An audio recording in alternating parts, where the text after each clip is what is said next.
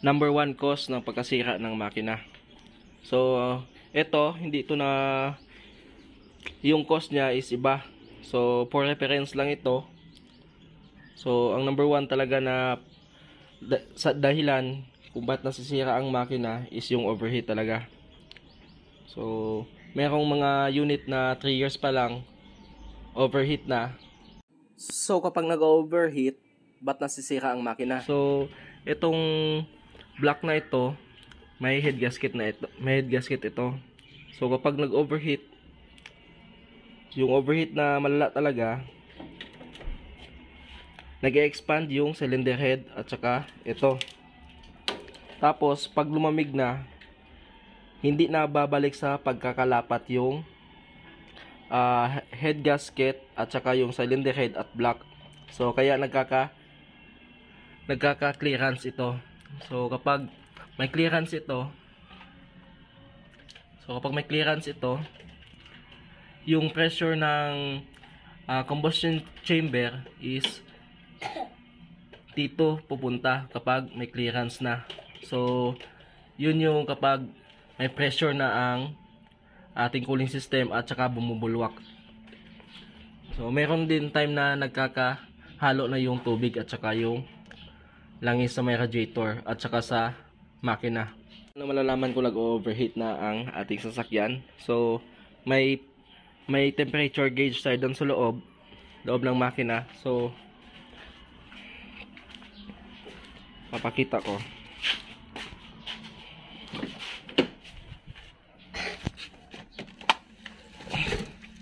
So ito temperature gauge. Pag malamig pa ang makina, dito siya. So kapag normal operating temperature na, nasa gitna. At kung tataas pa, so medyo umiinit na. Kapag pumunta na dito sa may taas na bahagi, so overheating na siya. Symptoms naman niya, kapag may umuusok na dito banda. So ma-feel nyo na parang may mga vapor na lumalabas dito sa hood nyo. Doon sa hood. Tapos unti-unting nawawala yung lamig ng ating aircon. Tapos habang nawawala yung lamig ng aircon, yung power ng ating makina is bumababa. At kapag nag-overheat siya lalo talaga, so yung makina is mamamatay. So may mga cause ang overheating. So tatlo ang cause niya. So isa, poor air circulation.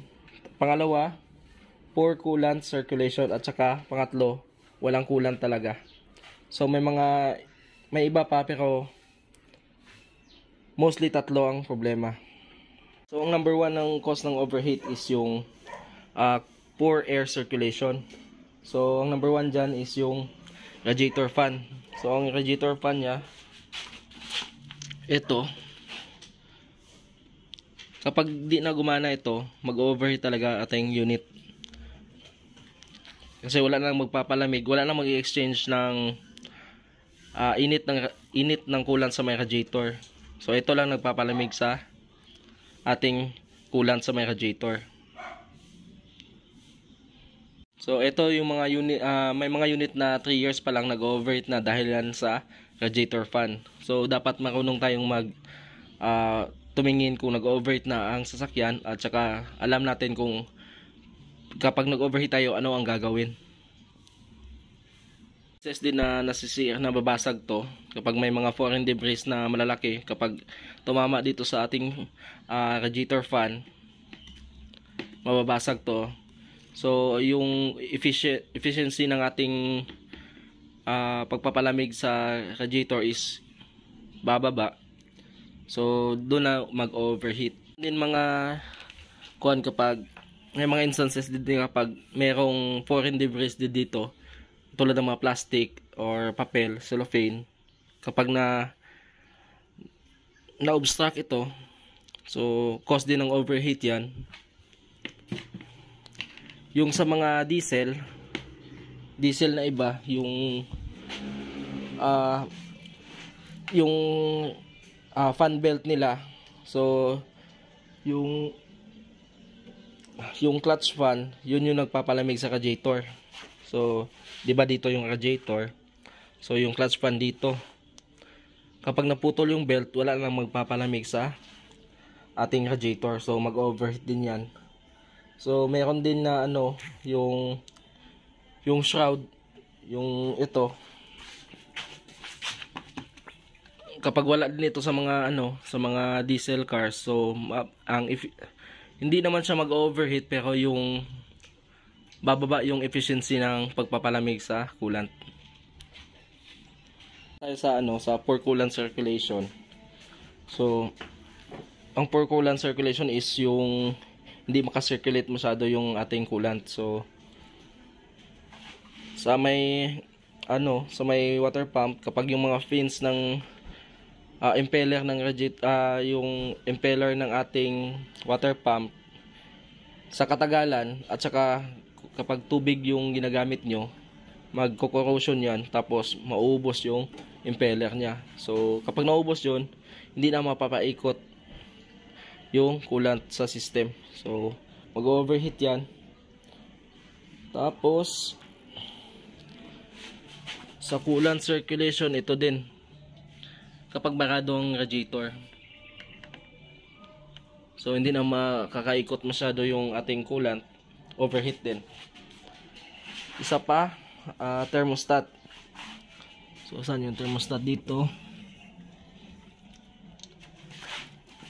So kapag barado din yung thermostat nya, stock close, overheat din. Kasi hindi na yung coolant is magsa-stock, hindi na iikot ng maigi, yun, overheat din yun. So dito sa pangatlong part ng ano, ng pangatlong symptom, pangatlong causes ng overheat is yung leaks. So kapag mag-leak itong ating mga hose, so walang coolant. Pag walang coolant, overheat talaga. May mga O-rings at gasket.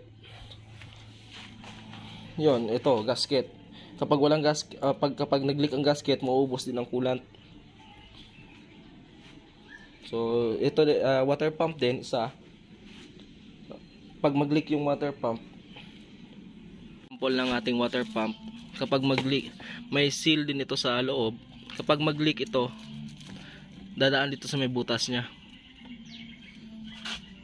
May mga butas ito na para exitan ng nag-leak na coolant, para malaman din natin kung sira na ang water pump. So kapag nag-leak dyan, sira ng water pump. So kapag maingay din, sira din ang water pump. So ito yung impeller nya. So ito, tubig ang ginamit. Sa kadagalan ito, kakainin ito ng corrosion, and then mauubos din.